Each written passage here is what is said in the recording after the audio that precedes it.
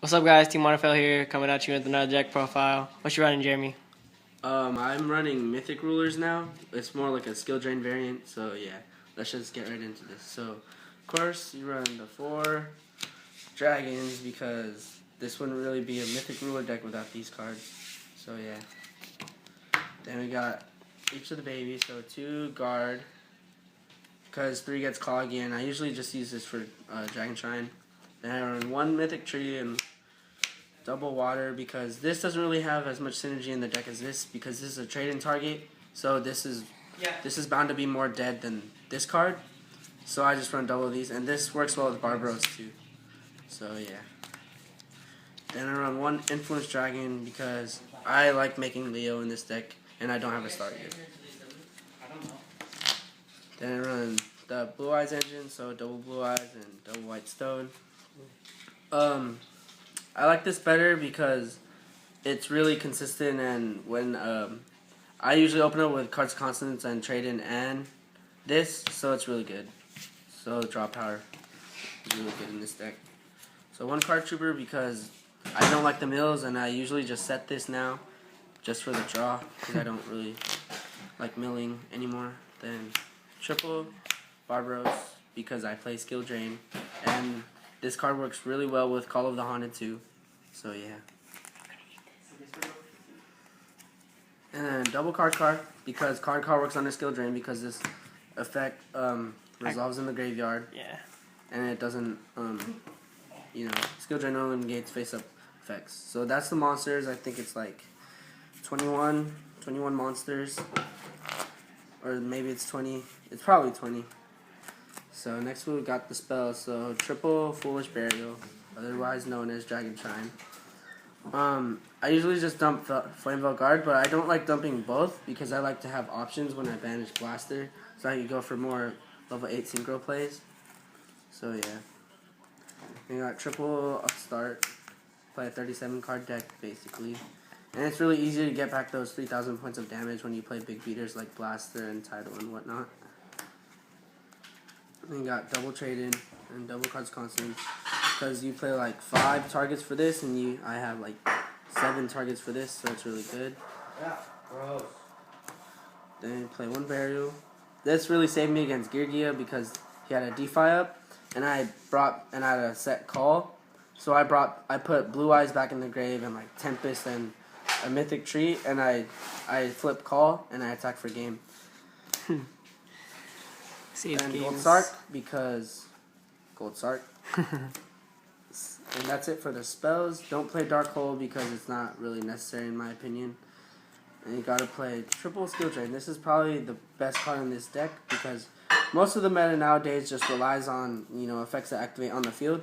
And once you flip this after they pay cost or something, then you pretty much win because your big dragons stay on board, and everybody knows how hard it is to get over Redox in defense mode. So yeah, triple skill drain.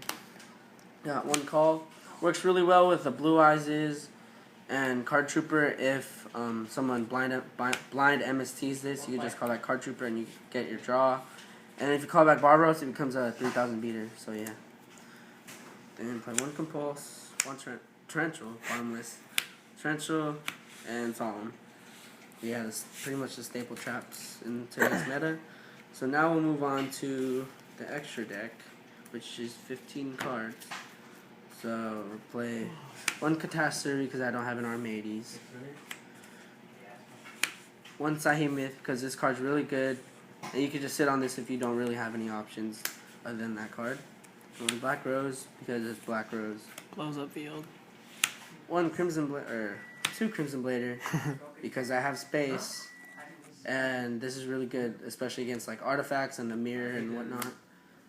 You play 1 Claws Fighter because this wins games, especially against those rogue warrior decks. Boxers. 1 Scrap Dragon, Stardust, just staples. And 1 Gigantic House because I can make it with a Barbaros and a White Stone, or a Barbaros and a Flamevale Guard, or Blue Eyes and something, What does that do? Basically, when this is used, it gains 200 attack for each non-tuner monster you use to synchro summon it. So if you use 3 tuners or 3 non-tuners, it would gain like 600. So yeah, it's pretty good. And then Leo, because it's really good. So that's all the synchros. I think that's like 8 or 9 synchros. Next we have the XCs, which is Cowboy, Diamond Dire for my level 4, rank 4s, because these cards are really good. You know, you might need to Cowboy for game, if anything. Staples. And you have rank 8s, which is Gimmick Puppet of Strings. I didn't really have anything else to put in here because I don't have money to get Draco Sacker Big Eye. And then we have Heliopolis and a Felgrand. This is probably the most expensive card that I have in this deck right now. So yeah, Felgrand's really good, especially if you get it out first turn. Usually use this to stall until you get Skill Drain. And if you're battling like a Lightsworn player and you attack and they Honest, you could use Felgrand's effect on their monster so that their monster doesn't get Honest's effect, and then you can pretty much win from there. Pretty good. Yeah. Now we have the side deck, which is 1 Thunder King, because this deck only searches when you want it to, and it's really good against decks like Tanky, Fire Fist, Constellars, Boojins, Geargia. I hate Geargia so much. Then you got Double Fire Ferret, because it activates in the graveyard, and this hurts like Lightsworns. When JD nukes a field, you can pop their JD. So yeah, Snowman here for decks like Evils and stuff. You got Triple MST for back row hate, because this format, back row is really relevant. Unless you're playing artifacts. Yeah. And you got Double Prohibition, because this is a really good side card. Double and the band played on. This really helped me against Geargia, because they had like a face-up Geargia armor and they had the accelerator and whatnot, and they wanted to go for more special summons, but they couldn't because I had this. It's really good.